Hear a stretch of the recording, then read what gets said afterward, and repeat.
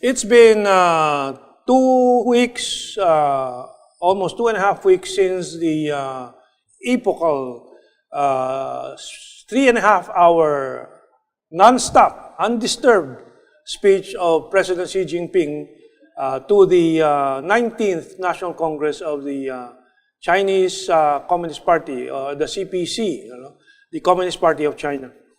And the world has been analyzing its implications for the global situation and the future of our planet. That is how significant it is. But a small anecdote before we go on. The world was amazed at the energy and dynamism of President Xi. Able at age 64, he's 2 years younger than me or 1 year younger than me, to speak non-stop for 3.5 hours. Similar to Fidel Castro. And many note, Western observers note that he did not even stop to go to the comfort room, which is quite amazing for a man of his age, because I go to the comfort room at certain points of the day, every half hour, every hour, and so on. But I discovered from my talk with some of the Communist Party members of China that the response to me was, well, he was not the only one who did not stand up to go to the toilet to relieve. All the 2,500 delegates. Including those who are 92 years old and above. Yeah, including those sitting beside him. Chiang Zemin, Hu Jintao, and so on. So it turns out, it's not only President Xi Jinping who exercised discipline and restraint in that regard. It's all the delegates that went into that assembly hall. So that means, I was told, overnight they did not go, they did not drink anymore. They relieved themselves to make sure that when the meeting started, nobody would stand up and disturb the process of the Congress. No eating, no drinking. Yeah, so that gives you an idea of how well coordinated the members of the Communist Party of China are, how disciplined they are, what kind of cohesive understanding they have of their role and their responsibilities, and how important the projection they make of their image is to their nation and to the world. Here are national leaders, our opposition leaders, they just talk offhand, off the cuff, ambush interviews and so on. That cannot happen in China because things are planned. And if President Xi Jinping is able to report all the progress in this 19th Congress, that is because all the Congresses from number 1 to 18 have been achieving. Constantly. That's right, yeah. So, well, one of the things that we keep hearing now from that speech of President Xi Jinping and analyzed to no end, without any end, is this term, a community of shared destiny, or sometimes it's called community of common destiny. And we have taken from different publications analysis of this in order to enhance our Filipino understanding. And I will quote from this article from The Diplomat on a slight history of these terms. Hu Jintao, the president prior to Xi Jinping, called on China to take, quote, an active role in international affairs and work to make the international order and system more just and equitable. So, 10, 15 years ago, they were already preparing all these, and you could already see the evolution of their terminologies and concepts and values. So they wanted a more just and equitable to decrease world. The gap between the rich and the poor, not only in China but all throughout the world. Yes. Now, of course, it begins with China. Again, we hear it very often now: socialism with Chinese characteristics. And we will end our discussion on that point also. Xi Jinping now says that China, quote, will play its part as a major country and take an active part in reforming and developing the global governance system, unquote. Okay. And prior to this, when the presidency in his first term addressed the Central Conference on Work Relating to Foreign Affairs in 2014, President Xi Jinping went a step further, explicitly stating that China's goal is, quote, to turn China's neighborhood areas into a community of common destiny. What does this mean? We'll go on. The 2014 conference reaffirms China's focus on its periphery, the nearby countries and nations. But it also defined that focus as the effort to build, quote, a community of common destiny. So we see the evolution of this concept over the past 15, 20 years. From China to the other countries. The neighboring countries, and of course, eventually to the global community. But, quoting again, community of common destiny and about peripheral diplomacy. It is central to China's wider foreign policy. As Vice Minister Madame Fu Ying writes, Madame Fu Ying was ambassador of China to the Philippines in the late 1990s. I think during the time of President Ramos. Ramos, and I recall she attended some of our media conferences and forum, and so we know her quite well. Anyway, she wrote in The Diplomat, promoting a, quote, community of shared future, unquote, is also the ultimate objective of China's Belt and Road Initiative. So now, this Belt and Road Initiative, which is a hallmark of the Xi Jinping's first term, is mentioned. The community of common destiny, unquote, and the community of shared future are two official translations of the same Chinese phrase. Okay. According to Chinese scholar Wang Yiwei, a, quote, community of common destiny, unquote, is achieved through creating both, quoting again, community of shared interests, unquote, and, quote again, community of shared responsibilities, unquote. Interests, our interests as the Philippines, their interests as China, yet we also have our responsibility as the Philippines. China has its responsibility. Towards each other. Towards each other and towards the common destiny. The community of shared interests roughly corresponds to a situation of economic interdependence, of completing each other economically. In other words, if nations stand alone, they cannot be complete. Yeah, they have to interact. We have to interact, there's trade and so on, cultural exchange. The community of responsibility refers to the political and security realms, or a situation of, quote, complete political mutual trust, unquote. And of course, later on, there's the issue of terrorism, which is a global concern. Yeah. That's part of the global community's responsibility. Because everyone has the responsibility on that matter. Okay. Another term we hear and repeated in different analysis post-speech of President Xi is this new era. And we, again, draw from these many publications that we have reviewed, like Xi's new era and his new model of great power relations. Community of common destiny is also about novelty. Guo Jiping in the People's Daily, this is an alias, Guo Jiping, writes that the concept, quote, by means of win-win cooperation, embodies a new type of international relations, unquote. So many people cannot see the distinction between the past 20th century and what is now being explained as the new era in the 21st century with the help of China's socialism, with Chinese characteristics, the common destiny, and so on. What is this? Very fundamental, but it takes a long time for people to understand. What China is saying is, we are basing everything on win-win. Everybody wins. Yeah. Because in the past 20th century, during what is called the American century, Pax Americana. Pax Americana, it was zero-sum game. It was only the winning by America that mattered. And its allies. And its allies. But even the allies end up in the losing Short-changed. Short-changed. Okay. So we move on to the, well, of course, this new era of common destiny defines the Chinese foreign policy under Xi Jinping.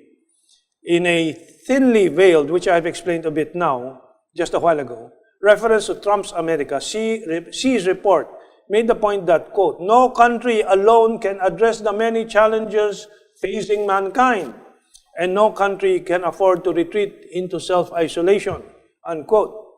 What does that mean? Well, the multipolar world project, the BRICS, Brazil, Russia, India, China, South Africa, which brings together all the major continents and parts of the planet. And the equality of all nations on earth based on the United Nations principles. That's right. No? Xi, building on Hu Jintao's nascent vision of a global China, Xi claimed that, quote, Chinese wisdom and the Chinese approach, unquote, now offers a unique solution to the problems facing mankind. One of the examples of this unique characteristic of China is what I have explained in an interview by China Radio International and another publication in China, where I said China is unique in that while it is firm on its territorial integrity, it prefers dialogue and negotiations on these issues. Rather than conflict. Rather than conflict. Why? Because they have to deal with 12 countries that share their boundaries and several more countries that share the China Sea. And imagine, unlike the U.S., which is which has the Pacific Lake protecting it in its west coast, and the Atlantic Ocean protecting it on its east coast, it is like a Fortress America, which is a term they use for themselves, Fortress America. Natural fortress. Yes. So the United States of America has always behaved as if they were imperious. They cannot be invaded because of this moat. China cannot be smug as the United States. Of course, the United States has now have to come to face some humility because of nuclear missiles. So the unique Chinese wisdom of 5,000 years, the first few thousand years was always engaged in conflict and tension while consolidating their nation. But since the past 2,000 years, there is no, it's no longer in the cultural DNA of China to be invasive. Okay. So all these are nice ideas, motherhood statements, some will say. But China has put it in a physical action. What is this? The physical expression of shared destiny, I put it here, the Belt and Road Initiative. And so, what is this? This is the grand planetary concept of laying railway lines, infrastructures, high-speed roads, high-speed train, maritime Silk Road, telecommunications, wrapping the world, but of course starting with the Eurasian continent. And we have this article from Forbes that expresses, by Wade Sheffard in Foreign Affairs magazine, that expresses the confidence, and the title is Why the Belt and Road Initiative Will Succeed. It will succeed because it's very well planned. First, by having the physical infrastructure networks. Now, we quote from Wade Sheffard. While not sexy, ports, roads, rail lines, and logistics zones make up the circulatory system of the world. They are the arteries that goods and people flow through from one point to another, and laying claim to in this area is the first stage of the Belt and Road. So now you have trains traveling from Yiwu in China all the way to London, passing through Central Asia, Russia, Iran, and so on. And I was told that from Vietnam, you can travel all the way to Europe via China through rail. That's right. And then from the Eurasian continent out through the Straits of Hormuz, shipments of oil and other goods can now go to Gwadar Port in Pakistan, which has been developed. Hambantota Port in Sri Lanka. and so on.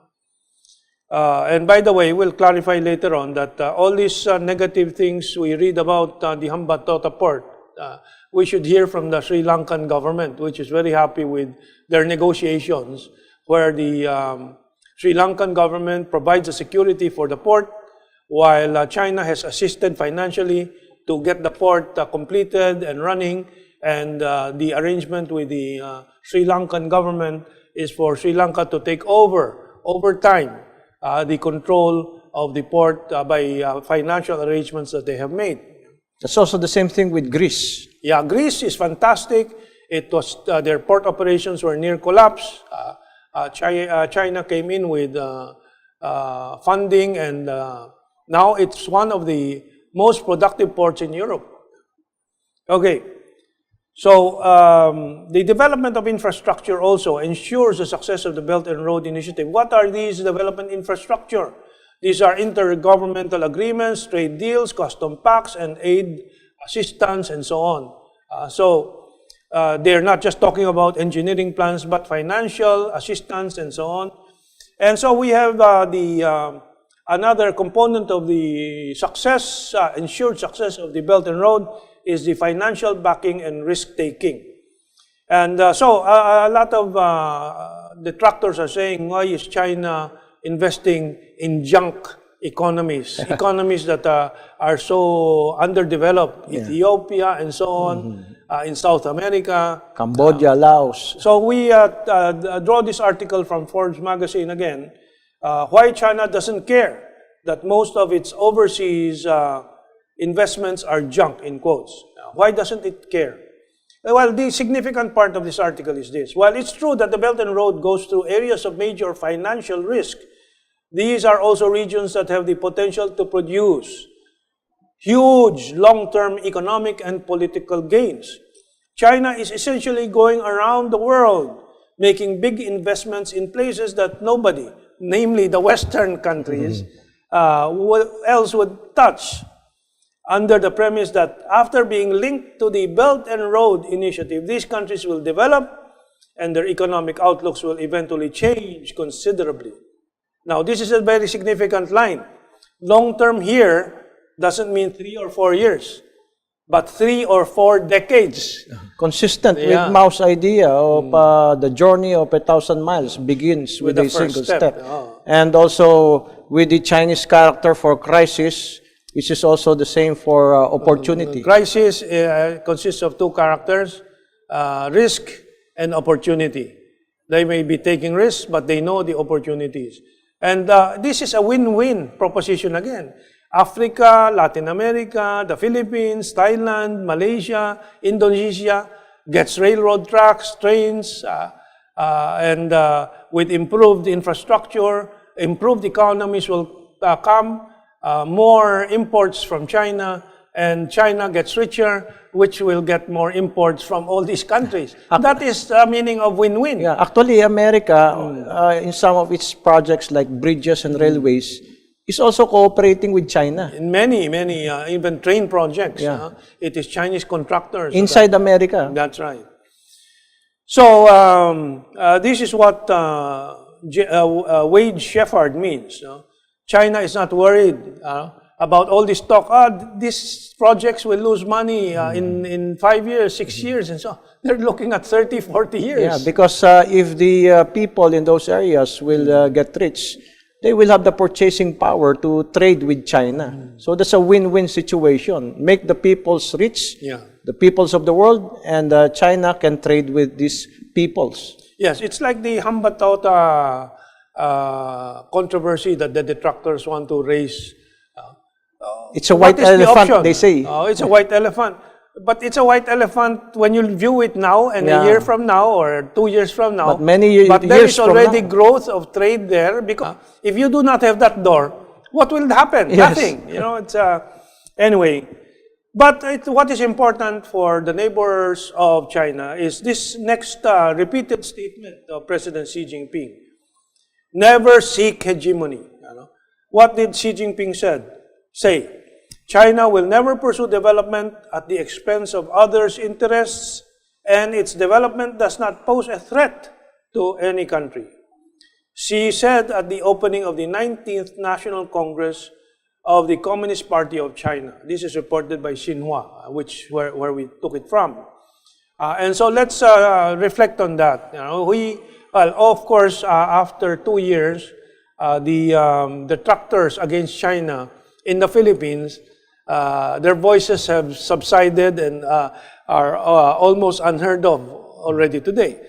There are individuals who were very critical of China before who are very positive towards China now, like Rafael Alunan. Especially with the help of China militarily in the Marawi crisis. And of course to our police, the sniper rifles and so on. Not only that, but the over 500 million, 500, I forget the exact figures, assistance already to the Marawi rehabilitation, the 40 pieces of heavy equipment, bulldozers, cranes and so on for the Marawi rehabilitation and so on. And hopefully the groundbreaking of the 2 bridges across Pasig in the visit of Premier Li Keqiang. Including the intelligence tips that led to the discovery of several illegal drug shipments. So they are helping the Philippine National Police. Okay. So, finally, the inspiring confidence in socialism. I prepared this. What did Xi say in his speech? China's major achievements in socialism with Chinese characteristics has created a new model of modernization for developing countries, thus providing Chinese wisdom and Chinese solutions to problems facing mankind. President Duterte has said that he is a socialist. You recall that? Yes. But he still has to help this nation discover socialism with Filipino characteristics. Yeah. One thing that China has shown, capitalist entrepreneurs do not have nothing to fear to the Chinese socialism with Chinese characteristics. I think President Duterte and other genuine socialists in the Philippines should be able to show that also, because entrepreneurship and socialism should go hand in hand. Yeah, that's the main idea of the Filipino ideology of President Marcos. Although he did not opt to name it socialism with Philippine characteristics, it's actually socialism with Philippine characteristics, hand in hand with the private sector. Remember that during the time of President Marcos, he did not abolish the private sector. Instead, the government marshaled the support of the private sector to come up with so-called strategic industries, the 11 major industrial projects. I hope that President Duterte will continue this so that we will achieve prosperity for all Filipinos, so that we can also trade more effectively with China. So let's draw lessons from the success of China, 70 years, and they're now number 2 economically. Actually, even Forbes has published this report that China is actually number 1 in terms of the size of the economy, and based on power purchasing parity, power purchase parity. Go ahead. And remember that the Xi Jinping thought on socialism with Chinese characteristics for a new era has been instituted in the constitution of the Communist Party of China. So he now equals the Mao Zedong thought. He is now on the same plane with Mao Zedong. The West tries to interpret it as the incoming dictatorship and so on. No, my view is the Chinese Communist Party is leading with a collective leadership, and if this has been put in the constitution, this has been judged as the the highest form to date historically of the evolution of the Chinese Communist Party socialist thought. And this is also coming at a very crucial time where the transition from the old power, the United States, to the new powers, the BRICS, the partnership of China and Russia, and China itself, this juncture is at hand, and it's very critical to consolidate the Chinese people around their leadership. So in the process of transition, they have a very strong leverage so that they can have a win-win solution instead of zero-sum game. And remember that China has many research institutions, and they have been looking at the Gini coefficient of all countries on earth and how to decrease this ever-widening gap between the rich and the poor, which has been successfully narrowed within Chinese borders.